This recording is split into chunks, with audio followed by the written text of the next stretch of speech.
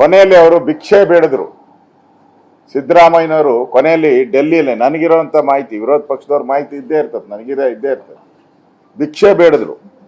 ನನಗೆ 3 ತಿಂಗಳು ಒಂದು ಅವಕಾಶ ಕೊಡಿ, ಈ ವರದಿಯನ್ನು ಸಂಪೂರ್ಣ ಮಾಡಿ ಈ ವರದಿನ ತಗೊಂಡ್ಬಿಡ್ತೀನಿ, ಇನ್ನೂ ಅನ್ಫಿನಿಶ್ ಇದೆ, ಫೈನಲ್ ಟಚ್ ಅಪ್ ಮಾಡಬೇಕು, 3 ತಿಂಗಳ ಟೈಮ್ ಕೊಡಿ ಅಂದರೆ 3 ದಿನಾನೂ ಟೈಮ್ ಕೊಡಲ್ಲ ಅಂತ ಹೇಳಿದ್ರು ಅವರು. ಇದು ಪಕ್ಕಾ ನ್ಯೂಸ್.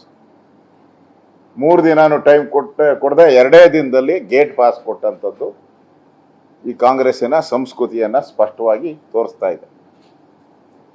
ಅದರಿಂದ ಇನ್ನು ಮುಂದೆ ಕಾಂಗ್ರೆಸ್ ಪಾರ್ಟಿ ನಾನು ಹಿಂದುಳಿದ ವರ್ಗವರ ಚಾಂಪಿಯನ್ ಅಂತ ಹೇಳ್ಕೊಳಕ್ ಸಾಧ್ಯ ಇಲ್ಲ, ಮುಗಿದೋಯ್ತು. ವೀರೇಂದ್ರ ಪಾಟೀಲ್ನ ಅವಮಾನ ಮಾಡಿ ಯಾವ ರೀತಿ ಲಿಂಗಾಯತರು ನಿಮ್ಮಿಂದ ದೂರ ಆದ್ರು, ಈಗ ಅದೇ ಸ್ಥಿತಿ ಹಿಂದುಳಿದ ಸಮಾಜ, ಆ ಕುರುಬ ಸಮಾಜ ಇರ್ಬೋದು, ಬೇರೆ ಬೇರೆ ಸಮಾಜನೂ ಇರ್ಬೋದು, ಕುರುಬರಂತೂ ತಿರುಗಿ ಬಿದ್ದಿದ್ದಾರೆ ಈಗ, ಕುರುಬ ಸಮಾಜ ಅಂತೂ ತಿರುಗಿ ಬಿದ್ದಿದ್ದಾರೆ ಈಗ.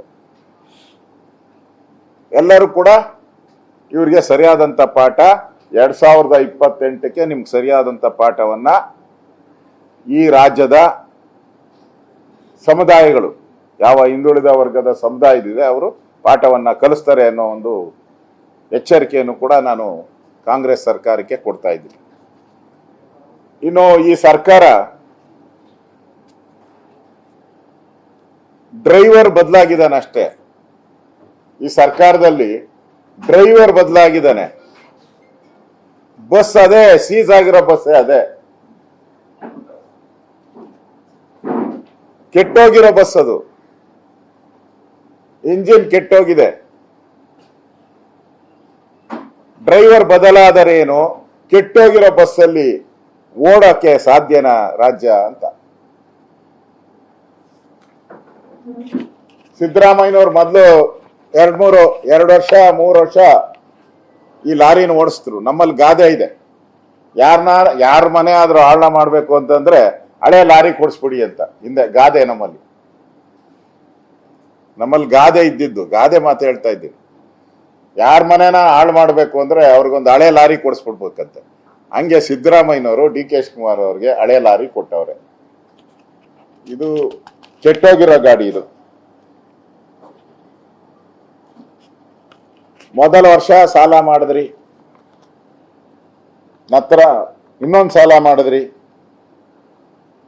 ಮತ್ತೆ ಸಾಲದ ಮೇಲೆ ಸಾಲ, 3 ವರ್ಷನೂ ಕೂಡ ಸಾಲದ ಮೇಲೆ ಸಾಲ ಮಾಡಿದ್ರ. ಈಗ ಆ ಬಸ್ಗೆ ಡೀಸೆಲ್ ಹಾಕಕ್ಕೂ ಸಾಲ ಮಾಡಿ ಡೀಸೆಲ್ ಹಾಕ್ಬೇಕು.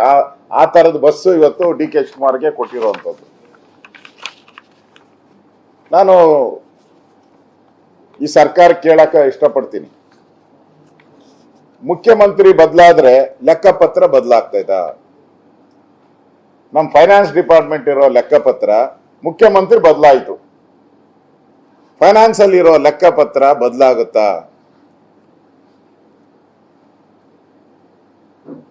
7.64 ಲಕ್ಷ ಕೋಟಿ ಸಾಲ ಇರೋದು, 7.64 lakh ಸಾಲ ಇರೋದು.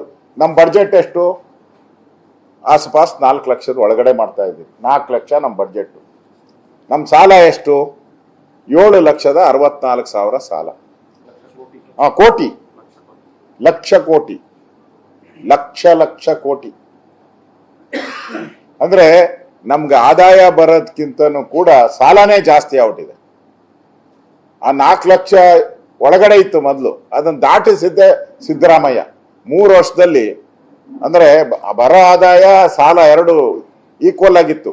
ಬೊಮ್ಮಾಯಿ ಅವರು ಸರ್ಕಾರ ಬಿಟ್ಟು ಹೋದಾಗ ಸರ್ಪ್ಲಸ್ ಬಡ್ಜೆಟ್ ಕೊಟ್ಟಿದ್ರು, ಸರ್ಪ್ಲಸ್ ಬಡ್ಜೆಟ್. ಈ ಸರ್ಕಾರಕ್ಕೆ ಸುಮಾರು 24,800 ಕೋಟಿ, 24,800 crores ಸರ್ಕಾರದಲ್ಲಿ ಬಿಟ್ಟೋಗಿದ್ರಿ.